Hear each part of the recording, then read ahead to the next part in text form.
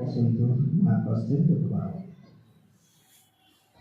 नेपाल ज्योतिष परिषद जिल्ला कार्य समितिको 5औं अधिवेशनका सभापतिज्यू, केन्द्रबाट पाल्नुभएका प्रचार सचिव आदरणीय व्यक्तित्व ठाकुर प्रसाद ज्यू, त्यस्तै गरेर लुम्बिनी प्रदेशका अध्यक्ष भुन्डे गुरु, हाम्रा केन्द्रीय सदस्य पुनप्रसाद गुरु, केन्द्रीय सदस्य कलम सुनार कौशल बाबाज्यू, ब्राह्मण समाजका अध्यक्षज्यू, विश्व ज्योतिष महासङ्घका अध्यक्षज्यू, म सबैको नाम सम्झाउन सकिनँ र विशेष व्यक्तित्व हुनुहुन्छ हाम्रो वृद्ध, उहाँलाई डाक्टर साहब अनि बालकृष्णज्यू, मातृशक्ति सम्पूर्ण माताहरू, पूर्व अध्यक्षज्यू, त्यसबाट सम्पूर्ण आदरणीय व्यक्तित्वहरू, आज यो हलमा यहाँहरूको प्रवेशले हामी पावन भएका छौँ। हामी खुसी छौँ एकदमै, तपाईँहरू हाम्रो नेतालाई स्वीकार गरेर हजुरहरू आउनुभयो। हामी साह्रै एकदमै हर्षित भयौँ। यहाँहरूको यस्तै जमघट भइराखोस्। तपाईँ हाम्रो कुरा एक अर्कामा आदान प्रदान भइराखोस्, विद्यामा, शास्त्रमा, अर्थात् अन्य भला खुसारी भइराखोस्। यही नै सबैभन्दा ठुलो कुरा हुन्छ। र आज अरू मैले केही भनिनँ, संस्थाको बारेमा मात्रै प्रकाश गर्दछु। र हाम्रो संस्था 2055 साल पुसको 24 गते डाक्टर लोकराज पौडेलकामा उहाँले यो चाहिँ संस्था दर्ता गर्नुभएको हो। र उहाँको साथमा 21 जना सदस्य समिति बनेर जिल्ला प्रशासन कार्यालयमा यो दर्ता भयो। र उहाँको सक्रियताले आज यो संस्था 14 अञ्चल, 75 जिल्ला, 7 प्रदेश, नगर समिति, गाउँ समिति, गाउँपालिका समितिमा पुगेको छ। यो उहाँको नै प्रयास हो। उहाँ, हामी जहिले पनि भन्ने गर्छौँ उहाँलाई ज्योतिषका पितामह, विष्णु पितामह जस्तै ज्योतिषका पितामह नै हुनुहुन्छ उहाँ चाहिँ। अस्ति भर्खरै यो कुरा भएको थियो काठमाडौँमा, वार्षिक उत्सवको अवसरमा एकजना साथीहरूले कुरा निकाले गुरुले, यदि उहाँले चाहनु भएको भए काठमाडौँमा 10वटा घर बनाउनुहुन्थ्यो भने, आफ्नो लाइनमा लागेर मात्रै उहाँले चाहनु भएको भए 10वटा घर बनाउँथ्यो। उहाँले चाहिँ त्यो घर बनाउनतिर लाग्नु भएन, संस्था बनाउनतिर लाग्नु भयो, संस्थालाई अगाडि बढाउन लाग्नुभयो। उहाँले इतिहास रच्नु भएको छ। उहाँले पैसा त कमाउनुहुन्थ्यो होला जति पनि, तर यसरी इतिहास कसैले पनि रच्न सक्दैन। अहिले उहाँको छवि र इतिहास यति माथि भएको छ। उहाँसँग अहिले एउटा घर छ, त्यो पनि उहाँको छोरा सुदर्शन पौडेलले नै बनाएको भनेर अस्ति नै उहाँले उहाँका आफन्तले प्रकाश पार्नु सबैको अगाडि उहाँले सब बनाउनुहुन्छ। उहाँले अन्य कार्यहरू पनि थुप्रै संस्थामा पनि काम गर्नुहुन्छ। एकदम दिमागदार व्यक्तित्व हुनुहुन्छ, विद्वान हुनुहुन्छ, समझदार हुनुहुन्छ, ज्ञानी हुनुहुन्छ। अति सुन्दर पुत्र प्राप्त गर्नुभएको छ। एउटा घर उहाँले बनाउनु भयो र त्यो पुत्रको कारणले हो र पुत्रकै लगानी छ। मैले त यसमै जीवनभर यसमै दिएँ भन्नुभयो। यो इतिहास भयो र उहाँ नेपालको लागि एउटा यस्तो इतिहास छोडेर जानुहुन्छ।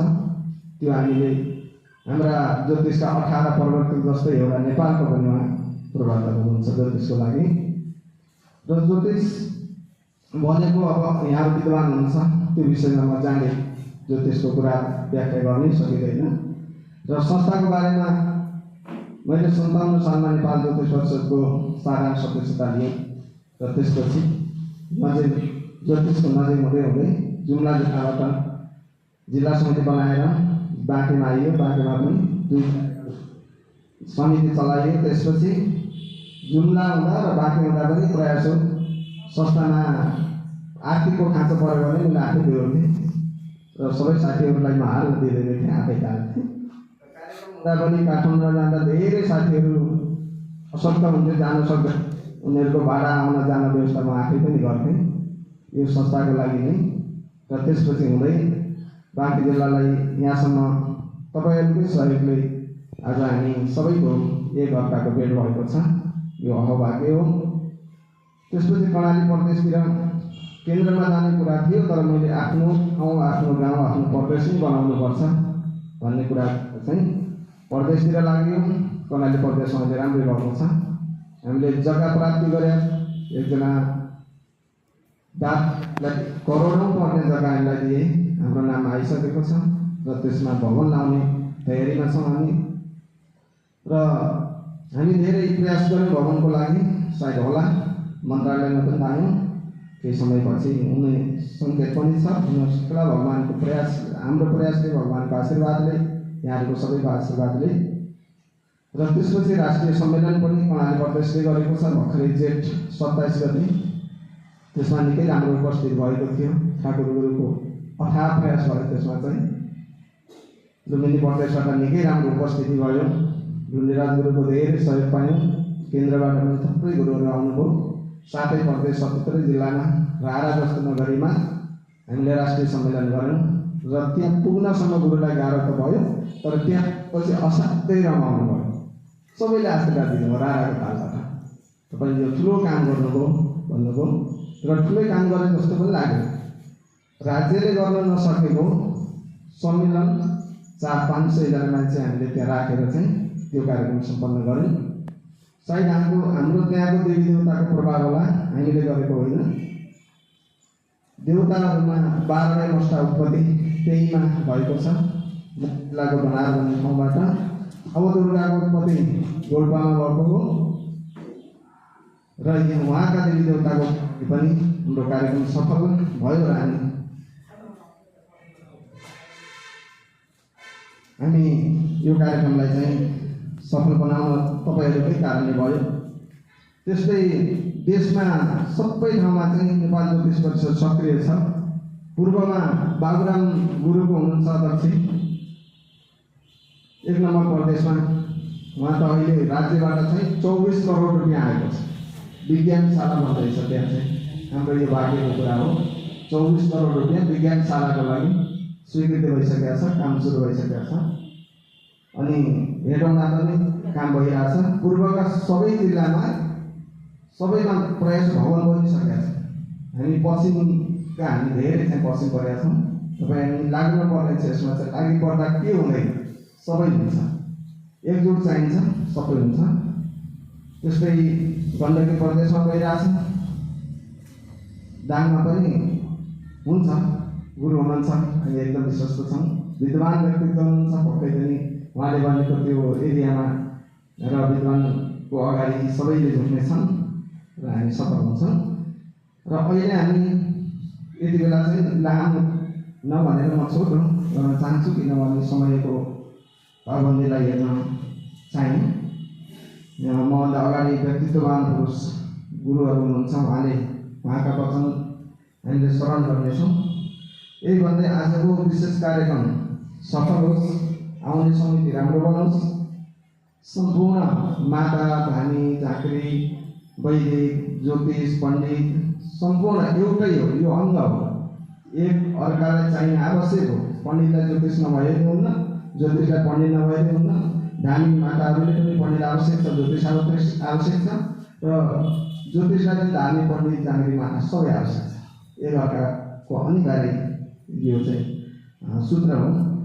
र यति बेला यहाँहरू सबैले नेपाल ज्योतिष परिषदले पाठ्यक्रम निकालेको छ। यो पाठ्यक्रममा यहाँहरू सबै हुनुपर्ने छ।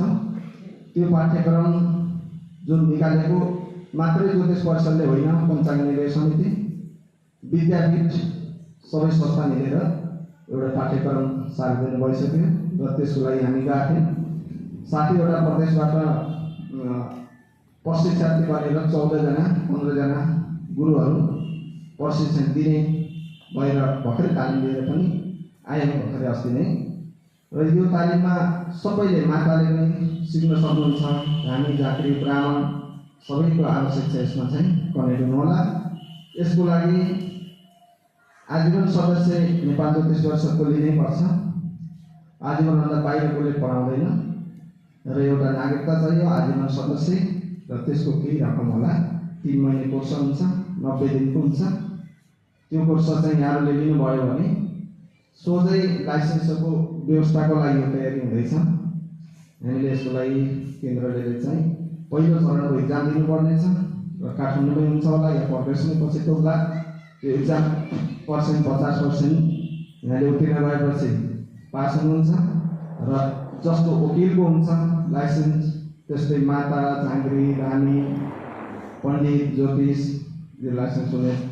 त्यसपछि यहाँलाई काम गर्न सहज हुन्छ। लाइसेन्स अहिले जति सजिलो छ त्यो पछि सजिलो हुँदैन। पछि चाहिँ यसलाई धेरै गाह्रो हुन्छ।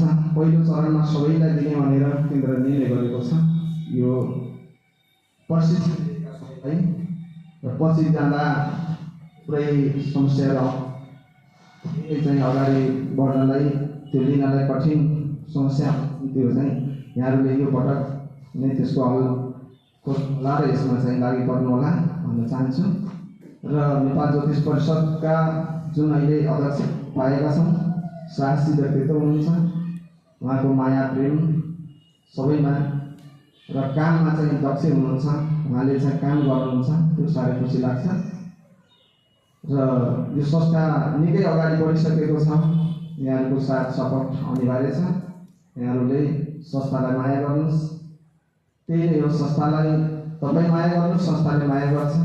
आफै चिनिएर मान्छे चिनिन गाह्रो हुन्छ, संस्थाले चिनाउन सहज हुन्छ। संस्थाले एकैचोटि हजुरलाई चिनाइदिन्छ र जति आफ्नो परिश्रम खर्च गर्नुहुन्छ त्यति यहाँले संस्थाबाट माया पाउनुहुन्छ भन्दै यो कार्यक्रम सफलताको लागि आजका सम्पूर्ण उपस्थित सबैलाई हृदयदेखि नमन गर्दै म आफ्नो तर्फबाट र कर्णाली प्रदेश समितिको तर्फबाट हार्दिक धन्यवाद व्यक्त गर्दै मेरा 2 शब्द यहीँ समापन गर्न चाहन्छु। जय श्री